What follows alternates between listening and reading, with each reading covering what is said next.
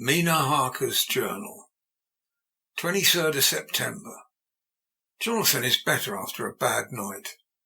I am so glad that he has plenty of work to do, for that keeps his mind off the terrible things, and I am rejoiced that he is not now weighed down with the responsibility of his new position.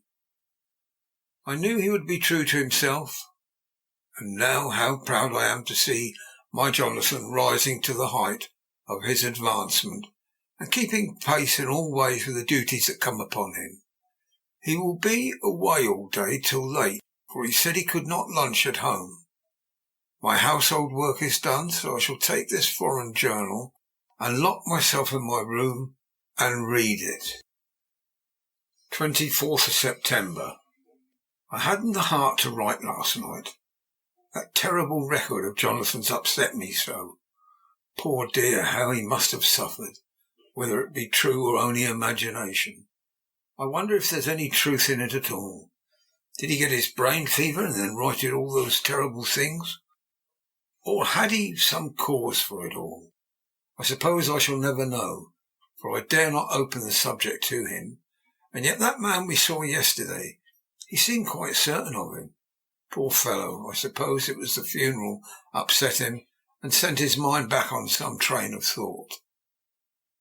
He believes it all himself. I remember how on our wedding day he said, unless some solemn duty come upon me to go back to the bitter hours, asleep or awake, mad or sane, there seems to be through it all some thread of continuity.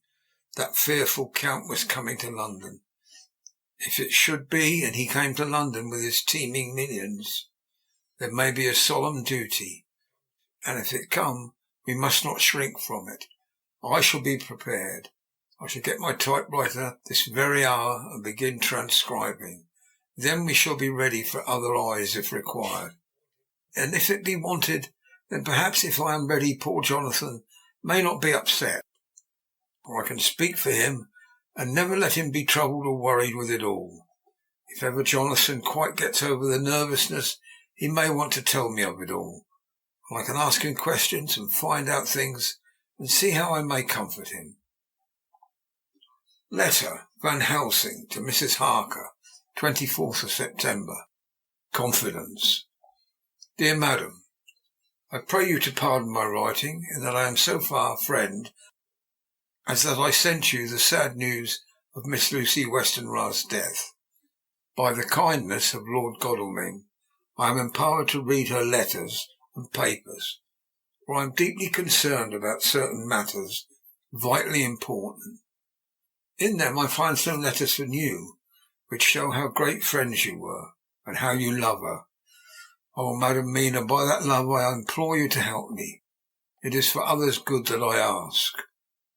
To redress a great wrong, and to lift much and terrible troubles, that may be more great than you can know.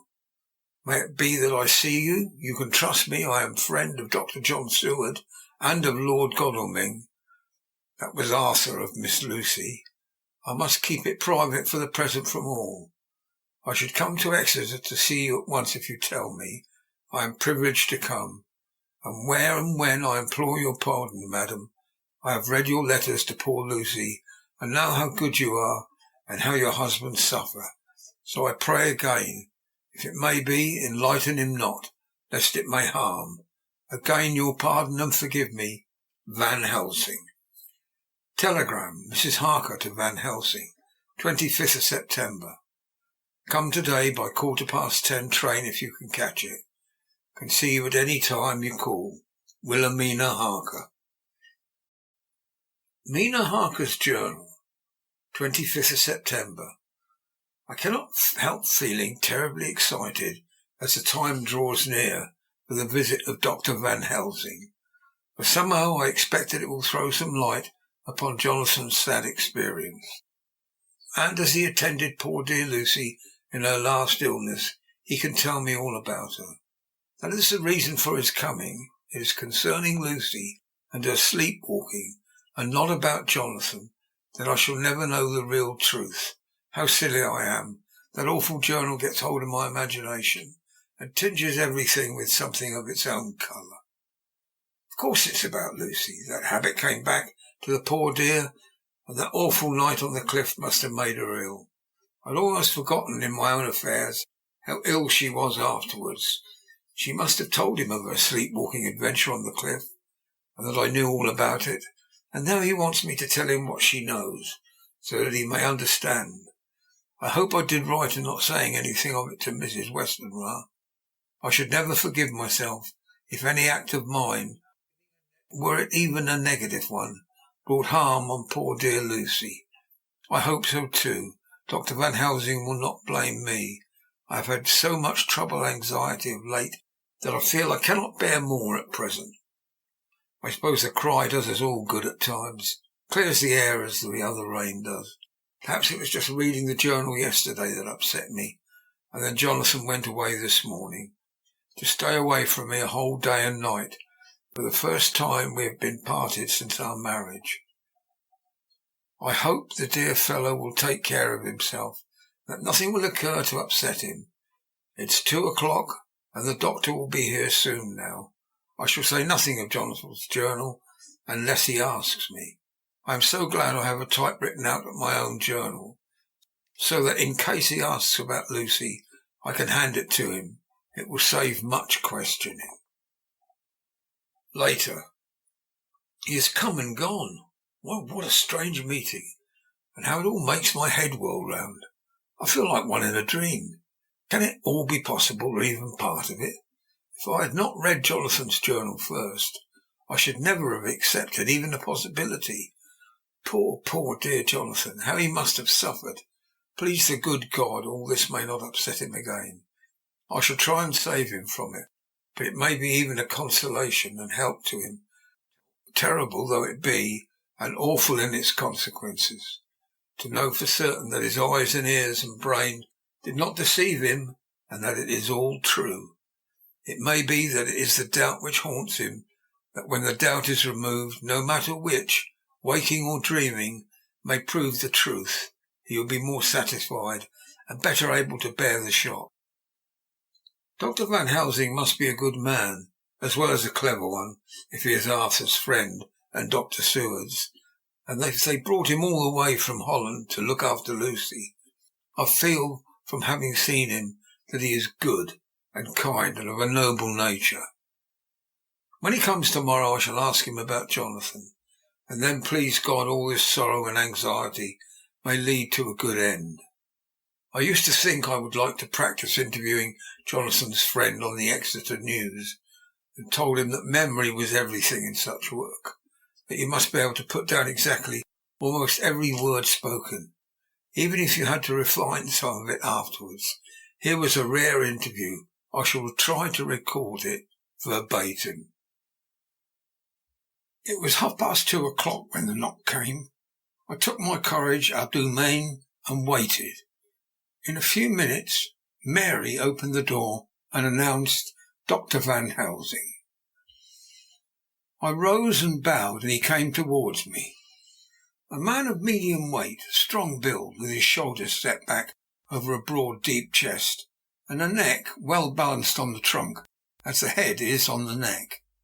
The poise of the head strikes one at once as indicative of thought and power. The head is noble, well-sized, broad, and large behind the ears. The face, clean-shaven, shows a hard, square chin, a large, resolute, mobile mouth, a good-sized nose, rather straight, but with quick, sensitive nostrils that seem to broaden as the big, bushy brows came down and the mouth tightens. The forehead is broad and fine, rising at first almost straight, and then sloping back above two humps or ridges wide apart. Such a forehead that the reddish hair cannot possibly tumble over it, but falls naturally back and to the sides. Big, dark blue eyes are set widely apart, and are quick and tender or stern with the man's moods. He said to me, "Mrs. Harker, is it not?" I bowed assent. "That was Miss Mina Murray." Again I assented. "It is Mina Murray that I came to see, that was a friend of that poor dear child Lucy Westenra. Madame Mina, it is on account of the dead I come." Sir, I said, you can have no better claim on me than that you were a friend and helper of Lucy Westenra, and held out my hand. He took it and said tenderly, "Oh, Madam Mina, I knew that the friend of that poor little girl must be good, but I had yet to learn." He finished his speech with a courtly bow. I asked him what it was that he wanted to see me about, so he at once began. "I have read your letters to Miss Lucy. Forgive me, but I had to begin to inquire somewhere, and there was none to ask. I know that you were with her at Whitby. She sometimes kept a diary. You need not look surprised, Madam Mina. It was begun after you had left, and was an imitation of you. And in that diary she traces by inference certain things to a sleepwalking, in which she puts down that you saved her. In great perplexity I come to you and ask you, out of your so much kindness, to tell me all of that you can remember." "I can tell you, I think, Dr. Van Helsing, all about it." "Ah, then, you have a good memory for facts, for details. It is not always so with young ladies." "No, Doctor, but I wrote it all down at the time. I can show it to you if you like." "Oh, Madam Mina, I will be grateful. You will do me much favour." I could not resist the temptation of mystifying him a bit. I suppose it is some of the taste of the original apple that still remains in our mouths. So I handed him the shorthand diary. He took it with a graceful bow and said, "May I read it?" "If you wish," I answered as demurely as I could. He opened it, and for an instant his face fell. Then he stood up and bowed. "Oh, you so clever woman," he said. "I knew long that Mr. Jonathan was a man of much thankfulness, but I see his wife have all the good things, and will you not so much honour me and so help me as to read it for me? Alas, I know not the shorthand." By this time my little joke was over, and I was almost ashamed, so I took the typewritten copy from my work basket and handed it to him. "Forgive me," I said, "I could not help it, but I had been thinking that it was of dear Lucy that you wished to ask, and that you might not have time to wait, not on my account, but because I know your time must be precious. I have written it out on the typewriter for you." He took it, and his eyes glistened. "You are so good," he said. "And may I read it now? I may want to ask you some things when I have read." "By all means," I said. "Read it over whilst I order lunch, and then you can ask me questions whilst we eat." He bowed and settled himself on a chair with his back to the light, and became absorbed in the papers, whilst I went to see after lunch chiefly in order to see that he might not be disturbed. When I came back I found him walking hurriedly up and down the room, his face all ablaze with excitement. He rushed up to me and took me by both hands. "Oh, Madam Mina," he said, "how can I say what I owe to you? This paper is as sunshine. It opens the gate to me. I am dazed, I am dazzled with so much light, and yet clouds roll in behind the light every time. But that you cannot comprehend. But I am grateful to you, you so clever woman. Madame," he said this very solemnly, "if ever Abraham Van Helsing can do anything for you or yours, I trust you will let me know. It will be a pleasure and delight if I may serve you as a friend. But all I have ever learned, all I can ever do, shall be for you and those you love. There are darknesses in life, and there are lights. You are one of the lights. You will have a happy life and a good life, and your husband will be blessed in you. But, Doctor, you praise me too much. You do not know me." "Not know you? I, who am old, and who have studied all my life men and women. I, who have made my speciality the brain and all that belongs to him, and all that follows from him. When I have read your diary that you have so goodly written for me, and which breathes out true in every line. I, who have read your so sweet letter to poor Lucy of your marriage and your trust, and not know you. Oh, Madam Mina, good woman, tell all their lives, and by day, and by hour, and by minute, such things that angels can read, and we men who wish to know have in us something of angels' eyes. Your husband is noble nature. You are noble too, for you trust, and trust cannot be where there is mean nature. And your husband, tell me of him. Is he quite well? Is all that fever gone? Is he strong and hearty? I saw here an opening to ask him about Jonathan. So I said he is almost recovered, but he's been greatly upset by Mr. Hawkins' death. He interrupted. Oh, yes, I know. I've read your last 2 letters. I went on. I suppose it's upsetting, for when we were in town on Thursday, he had a sort of a shock. A shock after a brain fever? So soon? That was not good. What kind of shock was it? He thought he saw someone who recalled something terrible, something which led to his brain fever. And here the whole thing seemed to overwhelm me in such a rush. The pity for Jonathan, the horror which he had experienced, and the fear that had been brooding over me ever since. It all came in a tumult. I suppose I was hysterical, for I threw myself on my knees, held up my hands to him, and implored him to make my husband well again. He took my hands and raised me up, and made me sit on the sofa, and sat by me. He held my hand in his, and he said to me, with such infinite sweetness, "My life is a barren and lonely one, and so full of work that I have not yet had much time for friendships. But since I have been summoned here by my friend John Seward, I have known so many good people, and seen such nobility, that I feel more than ever, and it has grown with my advancing years, the loneliness of my life. Believe me, then, that I come here full of respect for you, and you have given me hope. Hope not in what I am seeking of, but that there are good women still left to make life happy. Good women whose lives and whose truths may make a good lesson for the children that are to be. I am glad that I may be here of some use to you. If your husband suffer, he suffer within the range of my study and experience. I promise you that I will gladly do all for him that I can, all to make his life strong and manly, and your life a happy one. Now you must eat. You are overwrought and perhaps over-anxious. Husband Jonathan would not like to see you so pale. What he like not, where he love, is not to his good. Therefore, for his sake, you must eat and smile. You've told me all about Lucy, and so now we shall not speak of it, lest it distress. I shall stay in Exeter tonight, for I want to think much over what you have told me, and when I have thought I will ask you questions. And then, if I may, and then too you will tell me of your husband Jonathan's trouble, as far as you can. But not yet. You must eat now. Afterwards you shall tell me. After lunch, when we went back into the drawing room, he said to me, "And now tell me about him." When it came to speaking to this great learned man, I began to fear that he would think me a weak fool and Jonathan a madman. That journal also strange, and I hesitated to go on. But he was so sweet and kind, and he had promised to help, and I trusted him. So I said, "Dr. Van Helsing, what I have to tell you is so queer that you must not laugh at me or at my husband. I have been since yesterday in a sort of fever of doubt.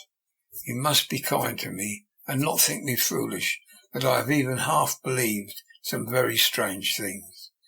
He reassured me by his manner as well as his words when he said, "Oh, my dear, if you only knew how strange is the matter regarding which I am here.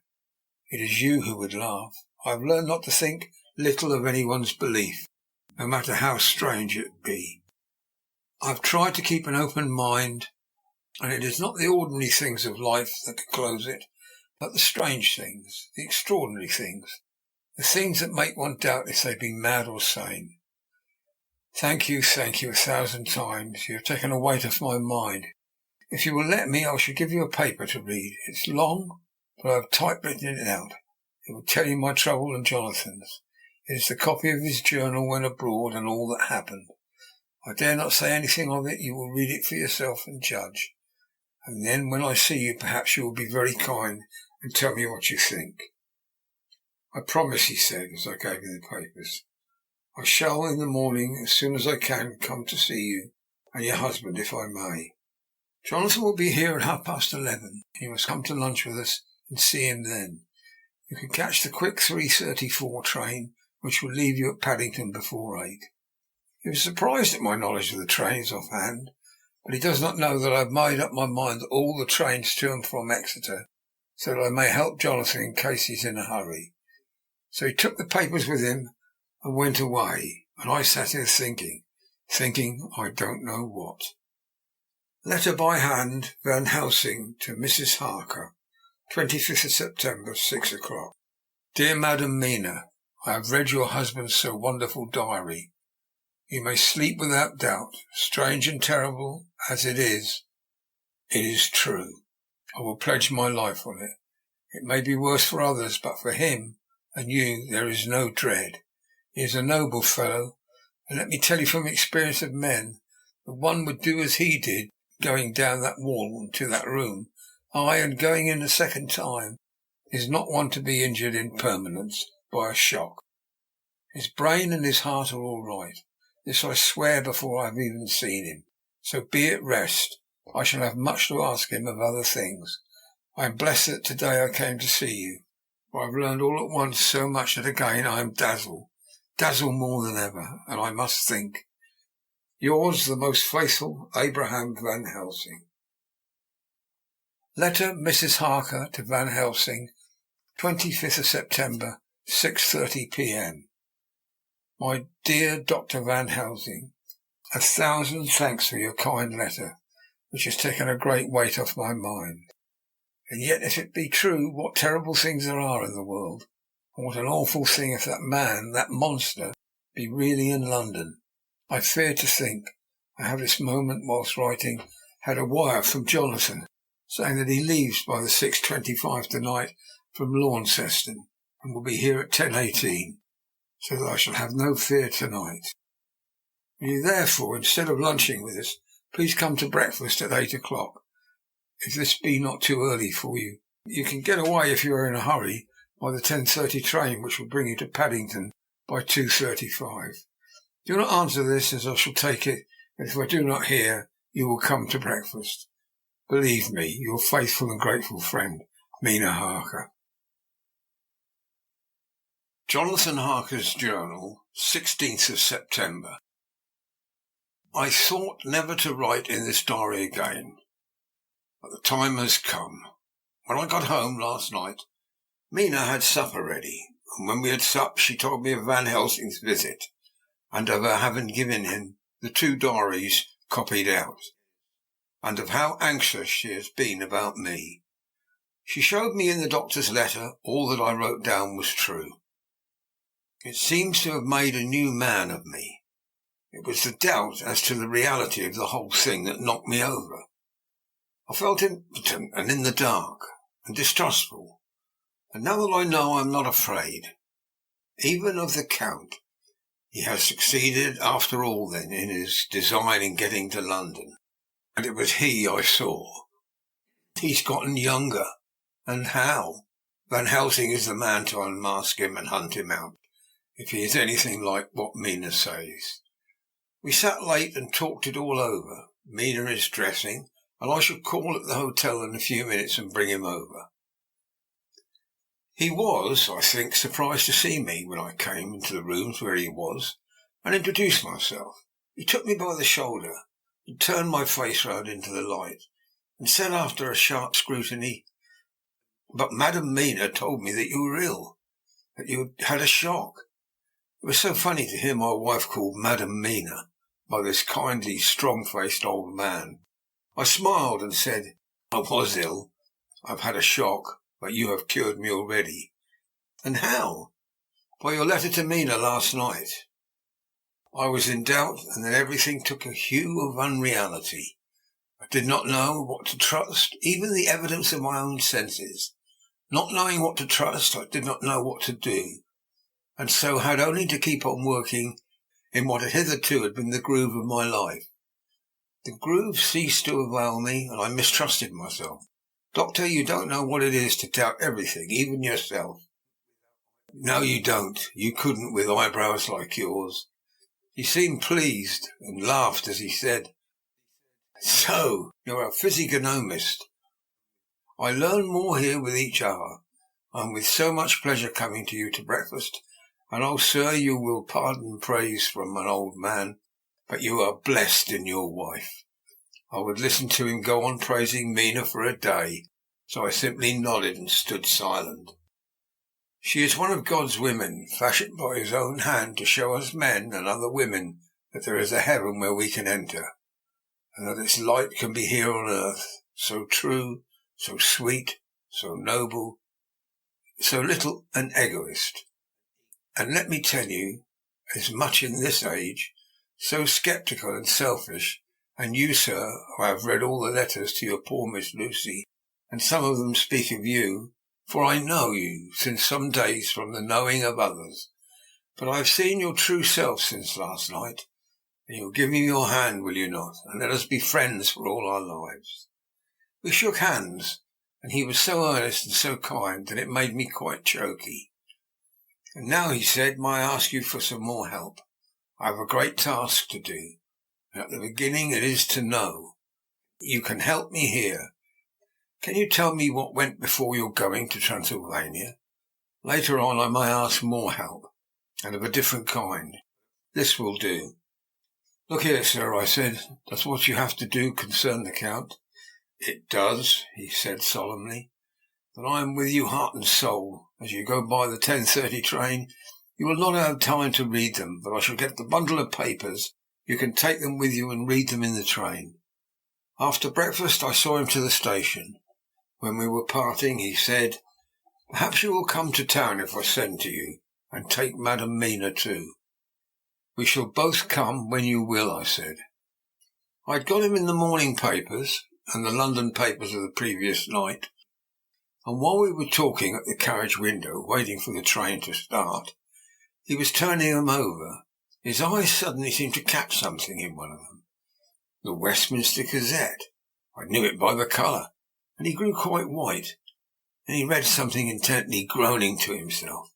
Mein God, so soon, so soon. I do not think he remembered me at the moment. Just then the whistle blew, and the train moved off. This recalled him to himself as he leaned out of the window and waved his hand, calling out, love to Madam Mina. I shall write so soon as I ever can. Dr. Seward's Diary, 26 September. Truly there is no such thing as finality.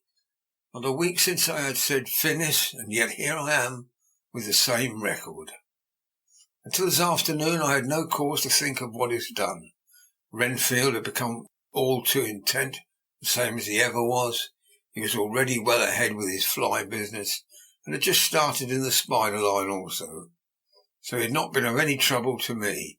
I had a letter from Arthur written on Sunday, and from it I gather he is bearing up wonderfully. Well, Quincy Morris is with him, and that is much of a help, for he himself is a bubbling well of good spirits. Quincy wrote me a line too, and from him I hear that Arthur is beginning to recover something of his old buoyancy. So as to them all, my mind is at rest. And as for myself, I was settling down to my work with an enthusiasm which I used to have for it, so that I might fairly have said that the wound which poor Lucy left on me was becoming cauterized. Everything is, however, now reopened, and what is to be the end, God only knows. I have an idea that Van Helsing thinks he knows too, but he will only let out enough at a time to whet curiosity. He went to Exeter yesterday and stayed there all night. Today he came back and almost bounded into the room at about 5:30 and thrust last night's Westminster Gazette into my hand. What do you think of that? He asked, as he stood back and folded his arms. I looked over the paper, for I really did not know what he meant, but he took it from me and pointed to a paragraph about children being decoyed away at Hampstead. It did not convey much to me until I reached a passage where it described small punctured wounds on their throats. An idea struck me, and I looked up. Well, he said, it's like poor Lucy's, and what do you make of it? Simply that there is some cause in common. Whatever it was that injured her has injured them. I did not quite understand his answer. That is true indirectly, but not directly. How do you mean, Professor? I asked. I was a little inclined to take his seriousness lightly, for after all, 4 days of rest and freedom from burning, harrowing anxiety does not help restore one's spirits. But when I saw his face, it sobered me. Never, even in the midst of our despair about poor Lucy, had he looked more stern. "Tell me," he said. "I can hazard no opinion. I do not know what to think, and I have no data on which to found a conjecture." "Do you mean to tell me, friend John, that you have no suspicion as to what poor Lucy died of? Not after all the hints given, not only by events, but by me?" "Of nervous prostration following on a great loss or waste of blood." "And how the blood was lost or waste?" I shook my head. He stepped over and sat down beside me and went on. "You're a clever man, friend John. You reason well, and your wit is bold. But you are too prejudiced. You do not let your eyes see, nor your ears hear, and that which is outside your daily life is not of account to you. You do not think there are things which you cannot understand, and yet which are. That some people see things that others cannot. But there are things old and new which must not be contemplated by men's eyes, because they know, or think they know, some things which other men have told them. It is a fault of our science that wants to explain it all, and it explain it not, and then it says there is nothing to explain. But yet we see around us every day the growth of new beliefs, which think themselves new, and which are yet but the old, which pretend to be young, like the fine ladies at the opera. I suppose now you do not believe in corporeal transference? No. Nor in materialization? No. Nor in astral bodies? No. Nor in the reading of thought? No. Nor in hypnotism? Yes, I said. Charcot has proved that pretty well. He smiled as you went on. Then you are satisfied as to it? Yes, and of course you understand how it acts and how it can follow the mind of the great Charcot. Alas, that he is no more, into the very soul of the patient that he influenced. No? Then, friend John, I am to take it that you simply accept the fact and are satisfied to let it, from premise to conclusion, be a blank. No? Then tell me, for I am a student of the brain, how you accept the hypnotism and reject the thought reading. Let me tell you, my friend, there are things done today in electrical science which would have been deemed unholy by the very men who discovered electricity, who would themselves not long before have been burnt as wizards. There are always mysteries in life. Why was it that Methuselah lived 900 years, and old Pa 169? Yet that poor Lucy, with 4 men's blood in her poor veins, could not live even one day. For had she lived one more day, we could have saved her. You know all the mystery of life and death? Do you know the altogether of comparative anatomy that can say wherefore the qualities of brutes are in some men and not in others? Can you tell me why, when other spiders die, small and soon, that one great spider lived for centuries in the tower of the old Spanish church and grew until, descending, he could drink the oil of the church lamps? Can you tell me why that in the pampas, elsewhere, there are bats that come at night and open the veins of cattle and horses and suck dry their veins? How in some islands of the western seas there are bats which hang on the trees all day, and those who have seen describe as like giant nuts or pods, and that when the sailors sleep on the deck, because it's that hot, flit down on them, and then in the morning are found dead men, white as even Miss Lucy was. Good God, Professor, I said, starting up, do you mean to tell me that Lucy was bitten by such a bat, and that such a thing is here in London in the 19th century? He waved his hands for silence and went on. Can you tell me why the tortoise lives more long than generations of men, why the elephant goes on and on until he have seen dynasties, and why the parrot never die only a bite of cat or dog or other complaint? Can you tell me why men believe in ages and places, that there are some few who live on always, if they be permit, and there are men and women who cannot die? We all know, because science has vouched for the fact, that there have been toads shut up in rocks for thousands of years, shut in one so small hole that only one hold him since the youth of the world. Can you tell me how the Indian fakir can make himself die and have been buried, and his grave sealed and corn sown on it, and the corn reaped and be cut and sown and reaped and cut again, and then men come and take away the unbroken seal, and that there lie the Indian fakir, not dead, but rise up and walk amongst them as before. I was getting bewildered. He so crowded on my mind his list of nature's eccentricities and possible impossibilities that my imagination was getting fired. I had a dim idea that he was teaching me some lesson, as long ago he used to in his study at Amsterdam. But he used then to tell me the thing so that I could have an object of thought in mind all the time. But now I was without this help, yet I wanted to follow him, so I said, "Professor, let me be your pet student again. Tell me the thesis that I may apply your knowledge as you go on. At present I'm going in my mind from point to point as a madman, and not as a sane one follows an idea. I feel like a novice, lumbering through a bog in a mist, jumping from one tussock to another, in the mere blind effort to move on without knowing where I'm going." "That is a good image," he said. "Well, I shall tell you my thesis. Is this what I want you to believe?" "To believe what?" "To believe in things that you cannot. Let me illustrate. I heard once of an American who so defined faith, that faculty which enables us to believe things which we know to be untrue. For one, I follow that man. He meant that we shall have an open mind and not let a little bit of truth check the rush of a big truth. Like a small rock does on a railway truck. We get the small truth first. We keep him, we value him, but all the same we must not let him think himself all the truth in the universe." "Then you want me not to let some previous conviction injure the receptivity of my mind with regard to some strange matter? Do I read your lesson all right?" "Ah, you are my favourite pupil. It is worth to teach you. Now that you are willing to understand, you have taken the first step to understand. You think, then, that those so small holes in the children's throats were made by the same that made the hole in Miss Lucy?" "I suppose so." He stood up and said solemnly, "Then you are wrong. Oh, would it were so, but alas, no, it is worse, far worse." "In God's name, Professor Van Helsing, what do you mean?" I cried. He threw himself with a despairing gesture into a chair, placed his elbows on the table. Covering his hands with his face, he spoke. "They were made by Miss Lucy."